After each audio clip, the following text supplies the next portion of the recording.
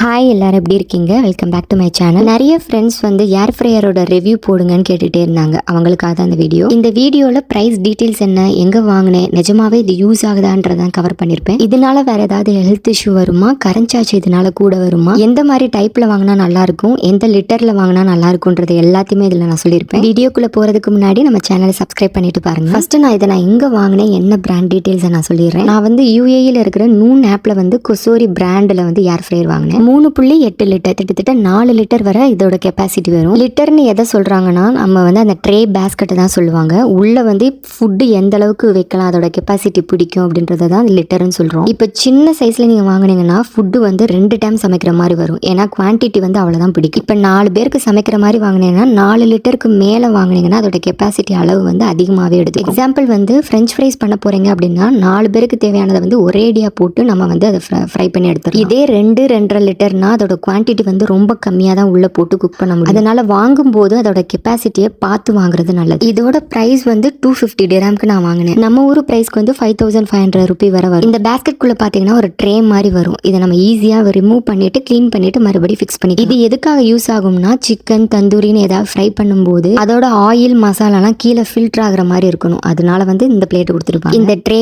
Basket ஃபுல்லாமே வந்து nonstick coating தான் கொடுத்துருப்பாங்க. அதனால இதை வாஷ் பண்ணும்போது நம்ம ஸ்க்ரப்பரை வந்து யூஸ் பண்ணவே கூடாது. அதோட கோட்டிங் போயிருச்சுன்னா உள்ள அடிப்பிடிக்க நிறைய சான்சஸ் இருக்கு. அதனால இதை வாஷ் பண்ணும்போது ஸ்பாஞ்ச் அப்படி இல்லைன்னா ஹாட் வாட்டராக தான் வந்து க்ளீன் பண்ணணும். இதை நம்ம கரெக்டாக மெயின்டைன் பண்ணோம்னா இதோட கோட்டிங் வந்து போகாம கொஞ்சம் அதிக நாள் வந்து யூஸ் பண்ற மாதிரி கொண்டு போகலாம். அப்படி இல்லைன்னா வந்து நிறைய ப்ராப்ளம் வரும். அடுத்தது வந்து மேலே எல்லா ஃபங்க்ஷன்ஸ் பட்டன்ஸ் எல்லாமே வந்து டிஜிட்டல் பேட் மாடல்ல கொடுத்துருப்பாங்க. நார்மலா பட்டன் மாதிரி வந்து மேனுவலா நம்மளே வந்து செட் பண்ற மாதிரி இருக்கு. அதுல வெறும் temperature, timer, on off button மட்டும்தான் இருக்கும். இன்னொன்று எந்த ஃபுட்டுக்கு எந்த டெம்பரேச்சர்ல வைக்கணும் அப்படின்றது வந்து ஒவ்வொரு டைம் கூகுள் பண்ணி வைக்கிற மாதிரி தான் இருக்கும். இதுல வந்து ஒரு அட்வான்ஸ்ட் மாடலா 7 ஃபங்க்ஷன்ஸ் இதுல கொடுத்துருப்பாங்க. அந்த 7 ஃபங்க்ஷன்ஸ் போக temperature, timer, on off, pass button இருக்கும். இன்னொன்னு இதுக்கு வந்து ஸ்மார்ட் ஏர் ஃப்ரையர் அப்படின்ற இன்னொரு பேர் இருக்கு. அது எதுக்குன்னா வைஃபையோட கனெக்ட் பண்ணி நம்ம போன்ல ஆப் மூலமா வந்து அதை கண்ட்ரோல் பண்ணலாம். இதுல என்னென்ன பட்டன்ஸ் இருக்கோ அப்படியே சேம் அந்த ஆப்லயும் இருக்கும். இது எதுக்காக கொடுத்துருக்காங்கன்னா, நம்ம எங்கனாலும் வந்து கண்ட்ரோல் பண்ணிக்கலாம். ஃபார் எக்ஸாம்பிள் ஃபுட்டை உள்ள வச்சுட்டு அது வந்து டைமர் முடிஞ்ச உடனே வந்து நமக்கு வந்து ஒரு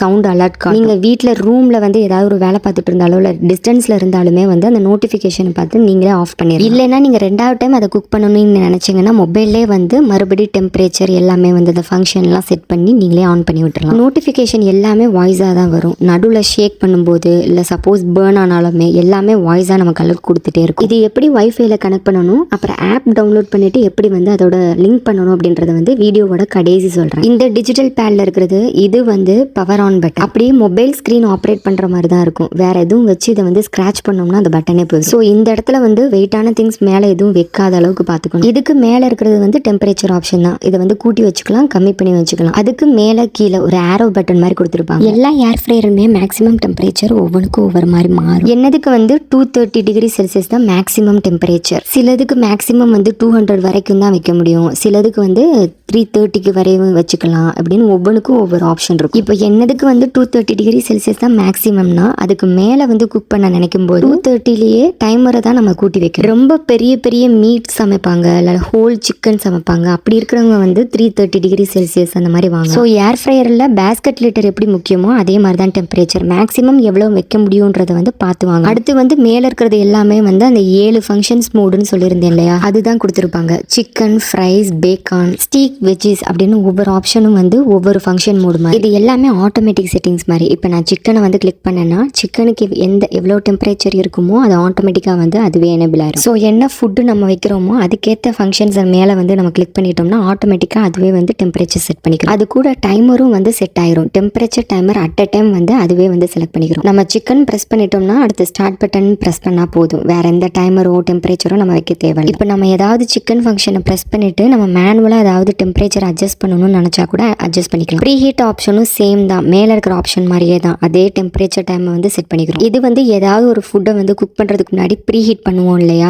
பேக்கிங்க்குலாம் இது யூஸ் ஆகும் அதிகமாக. இதுக்கு அடுத்த ஆப்ஷன் வந்து ஷேக்குன்ற ஒரு பட்டன். இது வந்து நடுவில் வந்து ஷேக் பண்ணுறதுக்காக ஒரு ஃபுட்டை வந்து குக் பண்ணிட்டு இருக்கும் போதே நடுவில் வந்து நமக்கு வந்து சவுண்டு காட்டும். நம்ம அந்த பேஸ்கெட்டை வந்து வெளியில் எடுத்துட்டு லைட்டாக வந்து ஷேக் பண்ணிட்டு உள்ள வச்சுக்கலாம். இதனால வந்து வேகாத சைடெல்லாம் வந்து வேகிறதுக்கு வந்து இது ஒரு ஆப்ஷனாக வச்சிருப்பாங்க. இந்த ஷேக்குன்ற ஆப்ஷன் வந்து நம்ம எப்பனாலும் யூஸ் பண்ணிக்கலாம். ஃபுட்டு வச்சதுக்கப்புறம் வந்து நம்ம அதை ப்ரெஸ் பண்ண மறந்துட்டோம் அப்படின்னா உள்ள குக் ஆகிட்டு இருக்கும் போதே இந்த ஆப்ஷனை யூஸ் பண்ணாலும் கூட நமக்கு சவுண்டால வந்து ஷேக் பண்ணுங்கன்னு அலர்ட் கொடுக்கும். அந்த ஷேக் நோட்டிஃபிகேஷன் வந்ததும் நம்ம பேஸ்கெட்டை வெளியில் எடுக்கும்போது ஏர் ஃப்ரையர் வந்து ஆட்டோமேட்டிக்காக பாஸ் ஆகிடும். அப்புறம் பேஸ்கெட்டை வந்து உள்ள இன்செர்ட் பண்ணதும் ஆட்டோமேட்டிக்காக அதுவே வந்து ரெஸ்யூம் பண்ணிக்கிறோம். இதுக்கு அடுத்தது வந்து கீப் வார்ம். அதுலேயே வந்து மீனிங் தெரிஞ்சிருக்கும். சப்போஸ் நீங்கள் இப்போ ஏதாவது ஒன்று சமைச்சிட்டு அந்த ஹீட் வந்து போகக்கூடாது அப்படின்னா கீப் வார்மில் போட்டு அடுத்த ஃபுட்டு உள்ளே வைக்கிற வரைக்கும் இந்த ஆப்ஷன் யூஸ் பண்ணிக்கிட்டோம்னா அது வரைக்கும் ஏர் ஃப்ரையர் வந்து வார்மாக வச்சுக்கிறோம். அடுத்தடுத்து ஏதாவது ஒரு டிஷ் வந்து குக் பண்ண போகிறீங்க அப்படின்னா நடுவில் ஒரு 5 மினிட்ஸ் 2 மினிட்ஸ் ஆகும் அப்படின்னா இந்த ஆப்ஷனை வந்து யூஸ் பண்ணிக்கலாம். இவ்வளோதான் மேலே இருக்கிற ஒவ்வொரு ஃபங்க்ஷனுமே எப்படி ஒர்க் ஆகுன்றதை நான் சொல்லிட்டேன்னு நினைக்கிறேன். ஓரளவு கிட்டத்தட்ட சேம் ஃபங்க்ஷன் தான் இப்போ நீங்கள் வேறு பிராண்ட் வாங்கினாலும் அதுலேயும் இருக்கும். அதுக்கப்புறம் வந்து இந்த மேலே இருக்கிற ஒரு சிக்னல் காட்டுதில்ல, அது வந்து வைஃபை கனெக்ஷன். நம்ம இது கூட வைஃபை கனெக்ட் பண்ணால் மட்டும்தான் டிஸ்பிளேல காட்டும், இல்லைன்னா காட்டாது.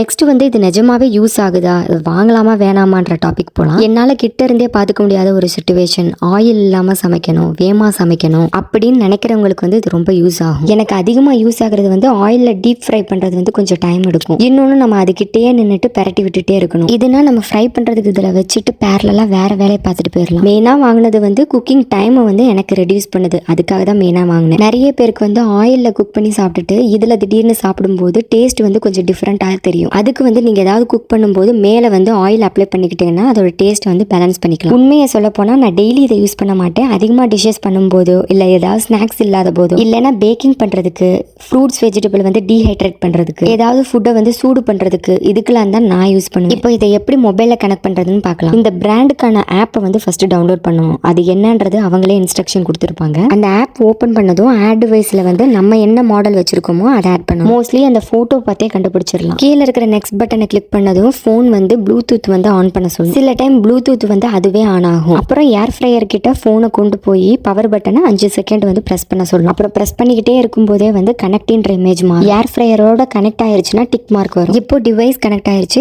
ஏர் ஃப்ரையர் டிஸ்பிளேலுமே வைஃபை சிம்பிள் வந்து தெரியும். இப்போ ஆப்ல வந்து வைஃபை கனெக்ட் ஆனதும் நெக்ஸ்ட் பேஜுக்கு போகும். இப்போ ஏர் ஃப்ரையர் வந்து நம்ம எங்க வச்சிருக்கோன்றதை வந்து செலக்ட் பண்ண சொல்லும். நான் கிச்சன்ல வச்சிருக்கேன், அதனால அதை செலக்ட் பண்ணிட்டு நெக்ஸ்ட் பட்டன் கொடுத்துட்டு அடுத்த பேஜ்ல வந்து நேம் கொடுக்க சொல்லுது. ஏதாவது ஒரு நேம், நிக் நேம் மாதிரி வச்சுக்கலாம். மேல போட்டோ வந்து டிஃபால்ட்டாவும் இருக்கு. நம்ம கிச்சன்ல இருக்கிற ஒரிஜினல் ஏர் ஃப்ரையருமே வந்து போட்டோ பிடிச்சு நம்ம அப்லோட் பண்ணிக்கலாம். இது கண்டிப்பா கொடுக்கணும்னு இல்லை, இது தேவையில்லைன்னா நம்ம ஸ்கிப் பண்ணிக்கலாம். நமக்கு நோட்டிபிகேஷன் வரும்போது வந்து அந்த போட்டோவோட நேம், நம்ம வச்ச நேமோட வந்து வரும். அதுக்காக தான் இதெல்லாம் கேட்குது. இதெல்லாம் முடிஞ்சிருச்சுன்னா அவ்வளவுதான். இந்த ஆப் மூலமாவே நம்ம வந்து கண்ட்ரோல் பண்ணிக்கலாம். உள்ள போய் பார்த்தோம்னா நிறைய ரெசிபிஸ், எப்படி ஹேண்டில் பண்ணணும் இந்த மிஷினை, எல்லாமே இன்ஸ்ட்ரக்ஷன் கொடுத்துருப்பாங்க. எல்லாம் என்னென்ன டெம்பரேச்சர்ல வைக்கணும்னு கூட கொடுத்துருக்காங்க. நம்ம ஏர் ஃப்ரையர்ல மேல இருக்கிற டிஸ்பிளேல பார்த்தோம் இல்லையா, அது அப்படியே எல்லா ஆப்ஷன்ஸும் இந்த ஆப்ல இருக்கும். எங்க இருந்தாலும் கண்ட்ரோல் பண்ணிக்கலாம். வேற ஏதாவது ரூம்ல இருக்கீங்க, வேற ஒர்க் பார்த்துட்டு இருக்கீங்க, டெம்பரேச்சர் இன்க்ரீஸ் பண்ணலாம், டைமரை கூட்டி வைக்கலாம். இந்த ஆப்ல மட்டும் ஷேக் ரிமைண்டர் வந்து எந்த டைம்லனாலும் ஃபிக்ஸ் பண்ணிக்கலாம். ஆனா ஏர் ஃப்ரையர் டிஸ்பிளேல வந்து அந்த ஆப்ஷன் இல்லை. அதுவே ரேண்டமா தான் நமக்கு வந்து அலர்ட் கொடுக்கும். ஆனா ஆப்ல வந்து எந்த டைம்ல வந்து நமக்கு ஷேக் நோட்டிஃபை பண்ணணும் அப்படின்றது வந்து நம்மளே செட் பண்ணிக்கிற மாதிரி இருக்கு. இப்போ நான் ஆப்ல வந்து தான் ஸ்டார்ட் பட்டன் கொடுத்துருக்கேன். இந்த ஏர் ஃப்ரையர் வந்து ஆட்டோமேட்டிக்கா நான் என்ன டெம்பரேச்சர் கொடுத்தேனோ அது வந்து எனக்குள்ள டிஸ்பிளேல காட்டுது. இதுவும் நல்லா தான் இருக்குது, ரிமோட் கார் கண்ட்ரோல் பண்ற மாதிரி. அவ்வளவுதாங்க, ஓவரால் நான் எல்லாமே சொல்லிட்டேன்னு நினைக்கிறேன். வேற ஏதாவது டவுட்னா வந்து கமெண்ட் பண்ணி கேளுங்க. அடுத்த ஒரு வீடியோல பார்க்கலாங்க. தேங்க்யூ, பாய்.